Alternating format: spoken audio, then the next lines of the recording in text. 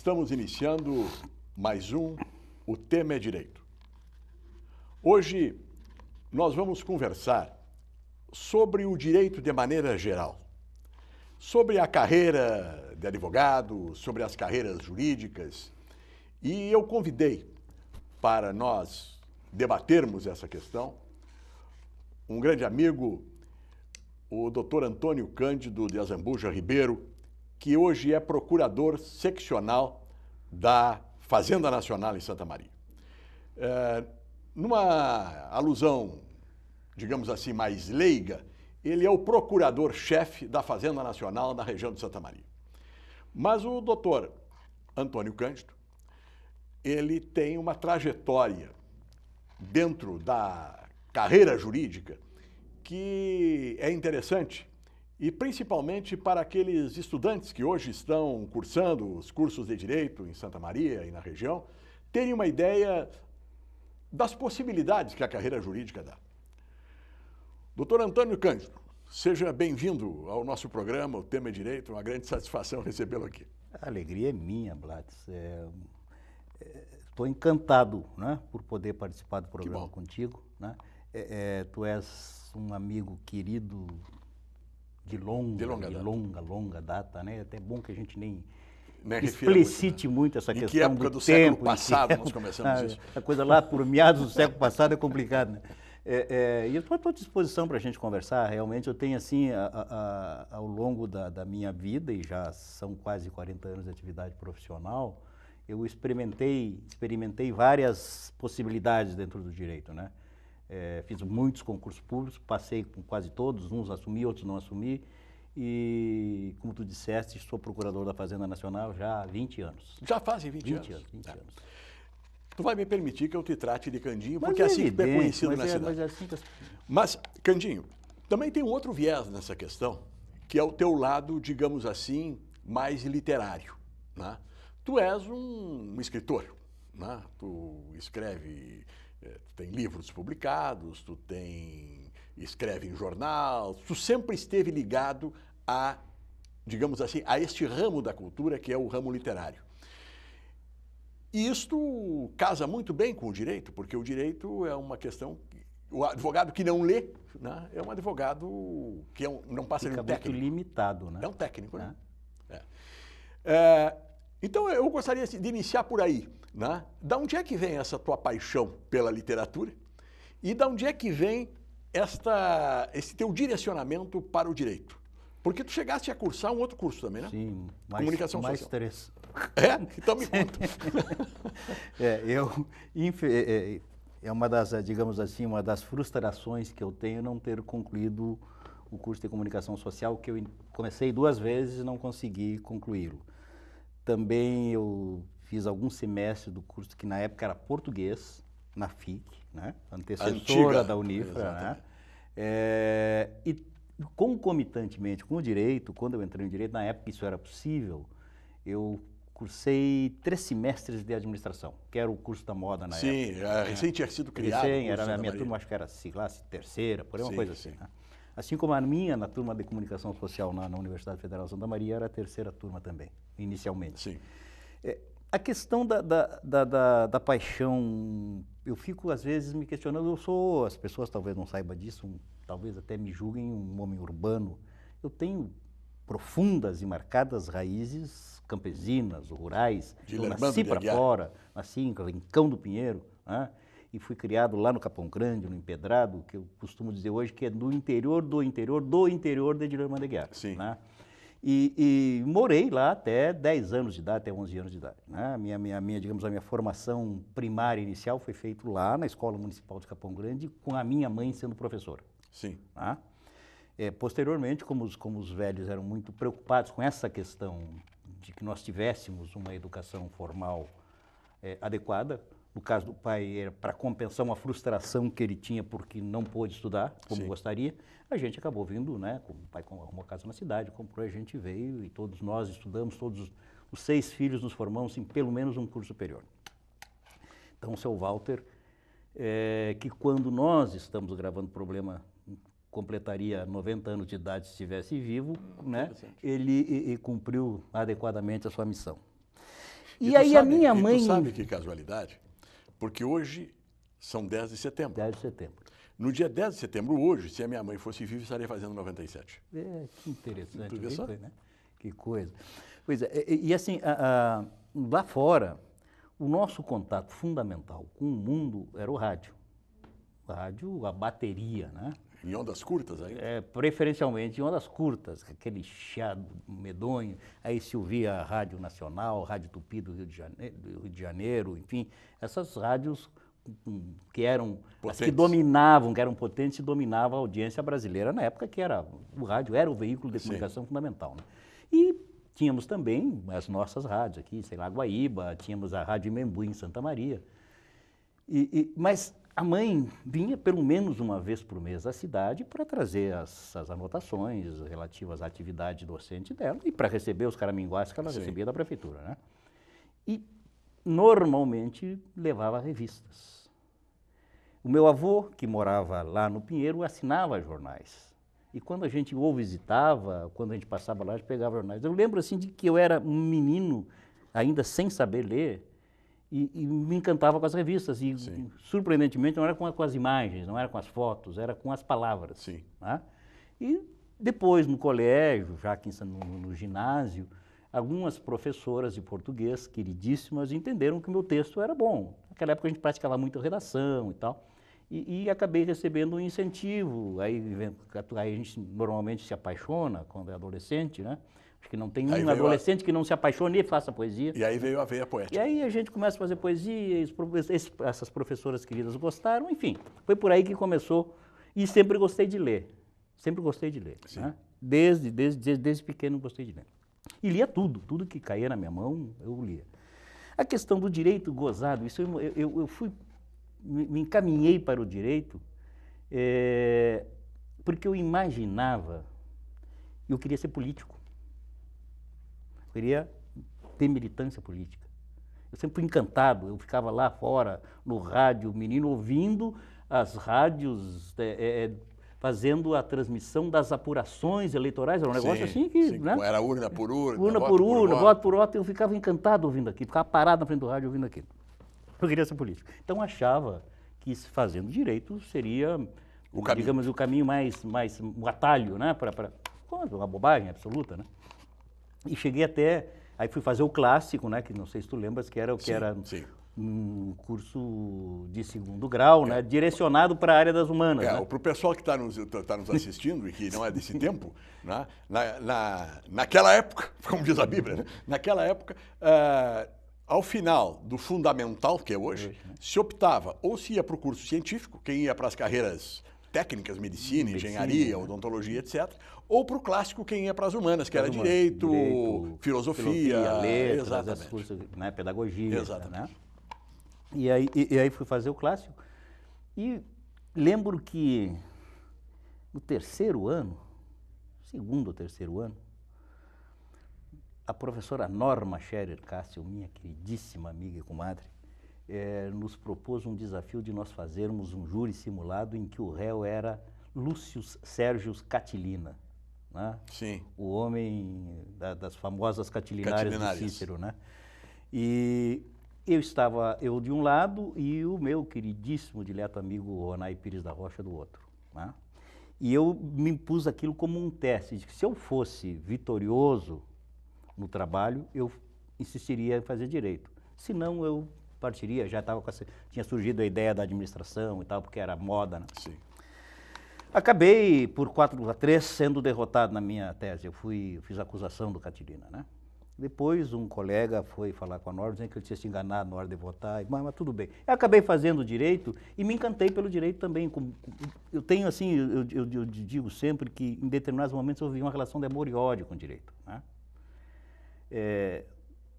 A prática jurídica, em determinados momentos, se revela difícil, complicada, árdua, desgastante, enxugar gelo, estressante, enxugar gelo, é isso aí, né? Quer dizer, então, essa coisa, às vezes, me criou algum tipo de dificuldade, e aí tinha o outro lado, o lado que nunca ficou adormecido, nunca foi sepultado, mas que também não havia aflorado claramente, que é essa questão da possibilidade de escrever, né? Sim. E gradativamente essa coisa começou a surgir paralelamente à atividade profissional e aí as coisas acabam se equilibrando, acabam compensando. E em relação à atividade profissional, eu resolvi fazer opção pela carreira de advogado público porque eu sempre fui um péssimo profissional no sentido, por exemplo, de cobrar. Eu não sabia cobrar. Sim, mas antes de decidir, você foi advogado público porque você iniciou ao sair da faculdade como advogado INCRA, não? Eu, naquela época, não sei se tu lembras, eu me inscrevi na OAB como estagiário no 4º ano, que era possível. Sim, era possível. Né?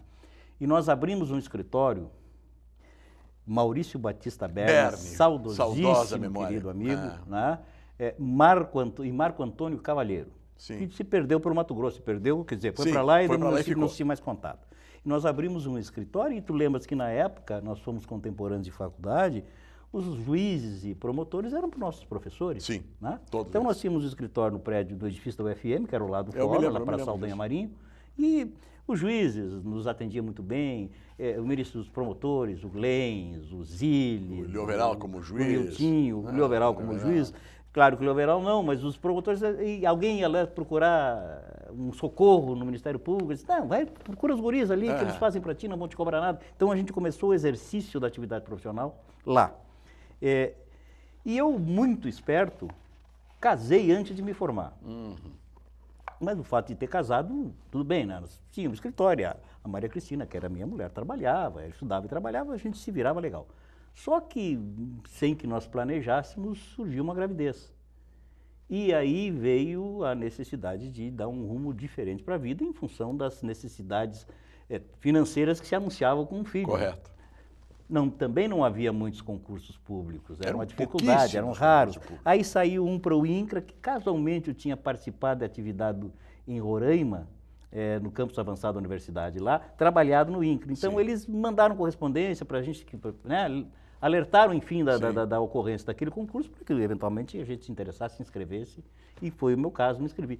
E na mesma época, é interessante, 3 concursos públicos abertos, um para o Ministério Público Estadual, para Ministério do Trabalho, e hoje é auditor fiscal, né? Na época era inspetor do trabalho o cargo, e eu consegui fazer os 2. Do Ministério Público eu não cheguei a fazer, porque foi mais demorado, e eu fiz para o Ministério do Trabalho e fiz do INCRA. Passei nos 2, mas me chamaram primeiro no INCRA, e eu acabei indo para o Mato Grosso. Ficaste quanto tempo lá? Quase 6 anos. Quase 6 anos. Mas fiquei um tempo no INCRA, depois acabei saindo e advoguei lá durante um bom tempo. Então. E depois veio advogar em Santa Maria. Mas nós vamos entrar de novo nessa história no segundo bloco. Hoje eu convidei o doutor Antônio Cândido Ribeiro, né, procurador da Fazenda Nacional de Santa Maria, mas cujo título que mais me apraz é ser meu amigo, para nós conversarmos sobre esta questão da trajetória da vida de um advogado, né, as voltas que o mundo dá e as oportunidades que se tem. Nós voltaremos no segundo bloco, em questão de 30 segundos, conversando sobre a experiência que o Candinho teve no INCRA e depois como advogado, depois como auditor do Ministério do Trabalho, depois como... bom, depois nós vemos. Voltamos em seguida.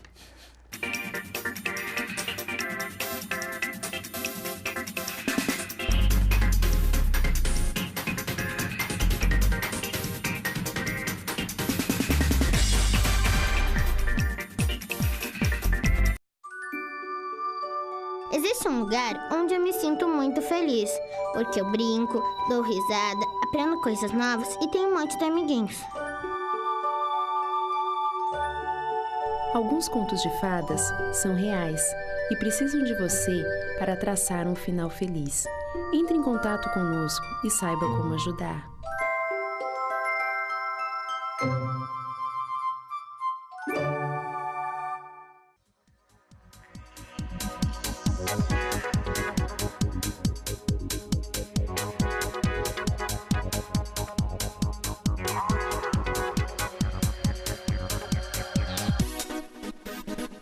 Sonho.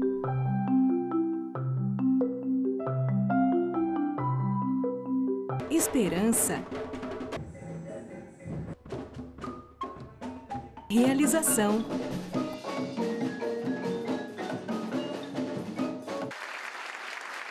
Cuíca, promovendo inclusão social através da música, transformando sonhos em realidade.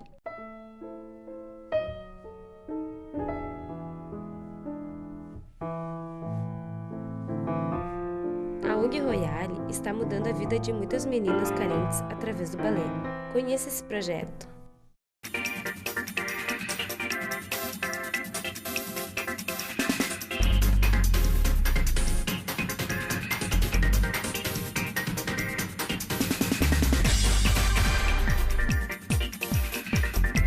Estamos de volta agora com o segundo bloco do Tema é Direito.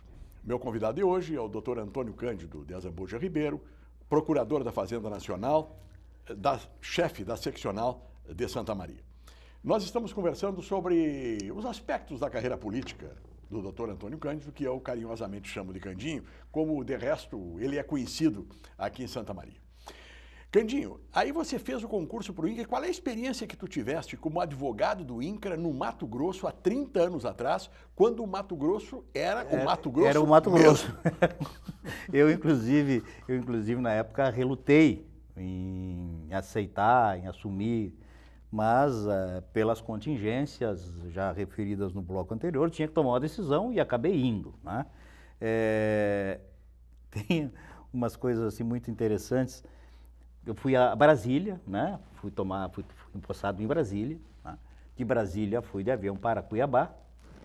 De Cuiabá fomos ao INCRA, eu e um colega que assumiu comigo, que era de Campinas, e fomos designados para Cáceres, né? Porque estava lá Cáceres sem advogados em função de um acidente que havia lesionado seriamente as duas advogadas que havia, e elas estavam afastadas e era uma região que avizinhava-se a possibilidade de que ocorressem conflitos fundiários de alguma gravidade. Então, eles entendiam que precisavam mandar alguém. Eu me lembro que o presidente do INCRA, na época, me disse o seguinte: o nosso critério para escolher quem vai para Cáceres não pode ser outro a não ser a classificação. Como tu tiraste o primeiro lugar no concurso, eu estou te mandando para lá, porque é o lugar mais premente que nas minhas opções, Cáceres nem era não havia cogitado a possibilidade. E eu cheguei numa madrugada de 13 de agosto, Data emblemática. Data emblemática, era uma quinta-feira só, Não era quase sexta-feira. Fui para o hotel, no outro dia levantei, fui tomar café, fui na portaria do hotel, eu gostaria de fazer uma ligação telefônica para o Rio Grande do Sul. Pediu uma interurbano. Pedi um interurbano, porque eu tinha que dar notícias para a minha gente, né? E o rapaz do recepcionista ficou me olhando, como? Eu digo, não, quero telefonar. Não, meu amigo, o senhor não vai conseguir, porque aqui o telefone é só interno, só na cidade, não tem como ligar para fora. Não tem interurbano. Tem que mandar um telegrama. Tem que mandar um telegrama ou falar por rádio, né? Então, assim, no INCRA, se eu tivesse uma situação de urgência para falar com o meu pessoal, que a mulher tinha ficado aqui, estava se formando e tal, né? Eu falava por rádio com o INCRA, em Cuiabá, e o pessoal de Cuiabá ligava para Santa Maria, tá? Mas logo depois, uns 4, 5 meses depois, já inauguraram um DDI e tal. Se resolveu o problema de comunicação. Mas foi uma experiência, assim, riquíssima, né, cara? Riquíssima, porque Cáceres fica uma região de fronteira. Cáceres fica a cidade fica a 95 quilômetros da divisa da fronteira com a Bolívia, mas todo o município de Cáceres estava assambarcado pelaquela faixa de 150 quilômetros, né? Que era a área de domínio da União. Então, nós tínhamos lá duas questões fundamentais para atacar, do ponto de vista da regularização fundiária. Uma que nós chamávamos propriamente de regularização fundiária mesmo, que era o cidadão que tinha ocupação sobre um determinado pedaço de terra e tinha exploração que justificasse, através de critérios razoavelmente objetivos que tinha, ele regularizava aquele pedaço de terra, através de um processo administrativo, e recebia um título de propriedade expedido pelo INCRA. A outra situação era um negócio assim meio maluco. O estado de Mato Grosso havia feito vendas de uma imensidão de áreas. Aliás, se nós fôssemos colocar no solo todas as áreas objeto dos títulos expedidos pelo estado de Mato Grosso, precisaria 2 ou 3 andares. Fazer um estado beliche. Não havia possibilidade de acomodar todas as vendas, né? Então, saiu na época um decreto-lei, acho que decreto-lei 1414, época do decreto-lei ainda, em que permitia também a convalidação desses títulos, dessas alienações a non domino, quer dizer, non domino quer dizer que o Estado vendeu o que não lhe pertencia, né? É a possibilidade de convalidação dessas vendas, desses títulos expedidos, também mediante o preenchimento de determinadas requisições, de condições de exploração, passava ocupação. Pelo INCRA, passava pelo INCRA. Era um procedimento, até tinha um livro do Jaci de Assis, Ações de Procedimento Edital, né? Se lançava um edital, previamente uma equipe técnica fazia uma varredura num polígono pré-determinado para verificar mais ou menos quais eram as áreas ocupadas, já orientava as pessoas que deveria estar saindo um procedimento, um edital, convocando os interessados para que deduzissem as suas pretensões relativamente à área ocupada junto ao INCRA. Sim. E aí se tinha um prazo de 60 dias, se recebia toda a documentação, se ouvia as pessoas, se tomava por termo eventuais declarações se necessárias, e se fazia para cada situação um determinado processo, com um parecer conclusivo nosso, e mandava para Brasília, que acabava resolvendo.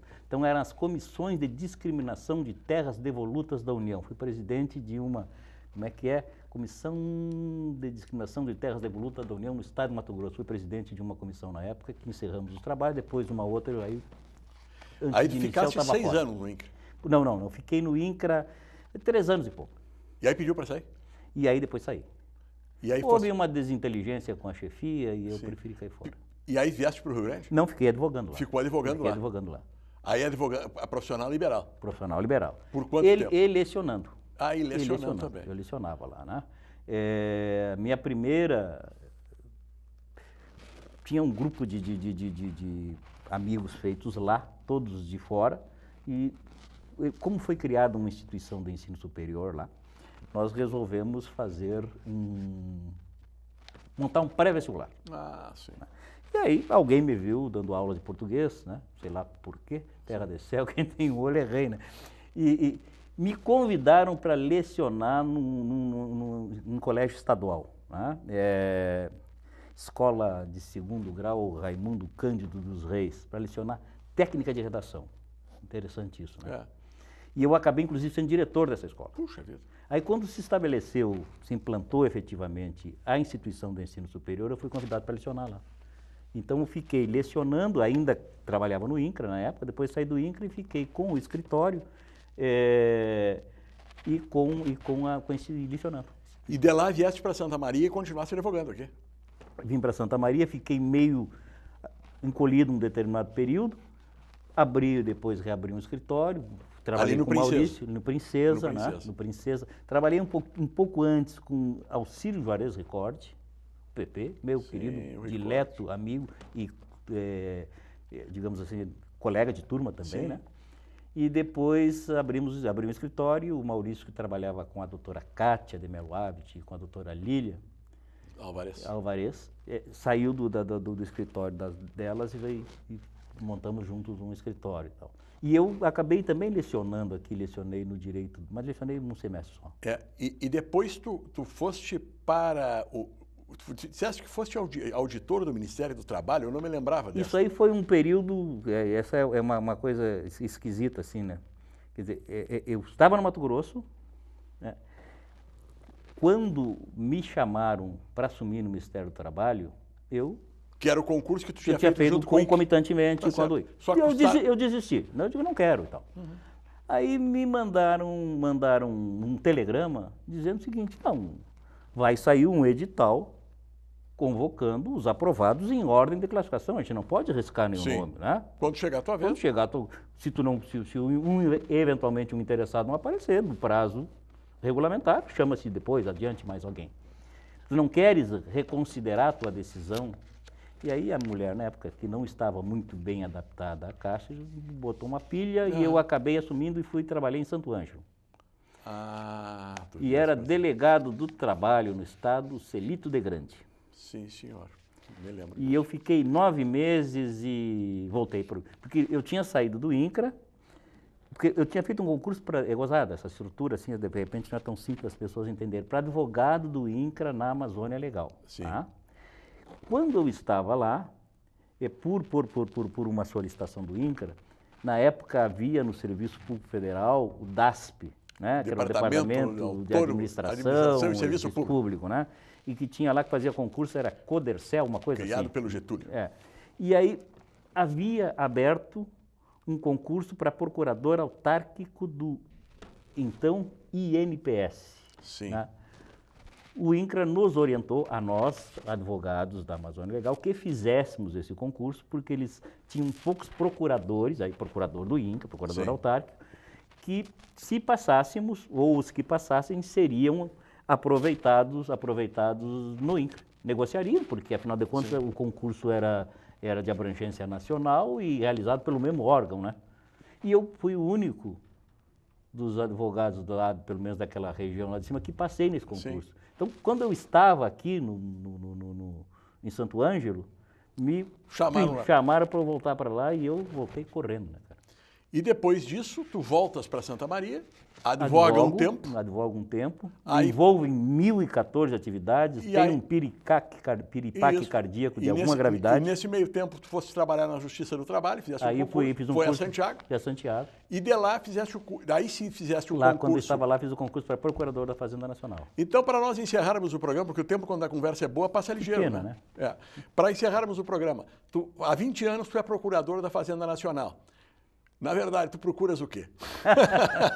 Eu procuro eu digo sempre, nós procuradores da Fazenda Nacional, assim como outros advogados públicos, nós somos advogados da sociedade. Na realidade, nós não somos advogados de governos, de partidos, nós somos advogados do Estado e, portanto, da sociedade. Porque assim como tu pagas regularmente os teus tributos, não deixa atrasar, tem alguns que, por circunstâncias adversas, acabam não tendo condições de fazer os pagamentos e outros não pagam porque são safados. Há quem não pague porque não gosta de pagar realmente. É verdade. Então, na medida em que eu estou buscando recuperar créditos, que é uma das atividades, não é exclusiva, mas é uma das nossas atividades, eu estou trabalhando em respeito a ti e a todos que são a maioria que pagam diariamente, pagam corretamente os seus impostos, né? Bom, Candinho, foi um prazer enorme conversar contigo e embora eu conhecesse um pouco da tua trajetória, né, esta conversa faz com que a gente reviva velhos momentos, né, e que avive algumas coisas. Tempos, exatamente, avive algumas coisas que estavam um pouco esquecidas. Mas eu tenho certeza que essa nossa conversa, ela, principalmente para o público, digamos assim, ligado ao direito, ela é muito interessante porque mostra que a vida da gente não é às vezes, como a gente faz uma linha reta. Ela é cheia de voltas, de curvas, de vai, de vem, né? E é uma pluralidade de coisas. E quando a gente chega numa determinada faixa da vida, a gente vai olhar para trás e dizer, mas vem cá, quanta coisa eu fiz. E como há alternativas. Às vezes, né, aquela história, às vezes se fecha uma porta, se abrem 300 janelas. Exatamente. Né? Sempre tem uma possibilidade. A gente tem que ter o olhar para o horizonte e não para os pés. Né? Exatamente. Meu amigo, um grande prazer a nossa conversa. Foi meu. Agradeço imensamente a tua presença. Se um dia quiseres conversar sobre Procuradoria e Direito Tributário, estamos à disposição. Não, nós já vamos deixar engatada essa conversa para logo mais. Né? Porque, na verdade, quando eu te convidei, a ideia era mais ou menos essa. E depois mudou o caminho aqui pela conversa que nós tivemos. O nosso programa vai ao ar novamente em reprise logo mais às 23h30. Se você quiser assistir depois, num horário mais conveniente, basta acessar o site da Unifra, clicar em TV Unifra e ali o nosso programa estará à disposição de vocês no canal do YouTube. Muito obrigado pela sintonia e voltaremos na próxima segunda, no mesmo horário. Obrigado.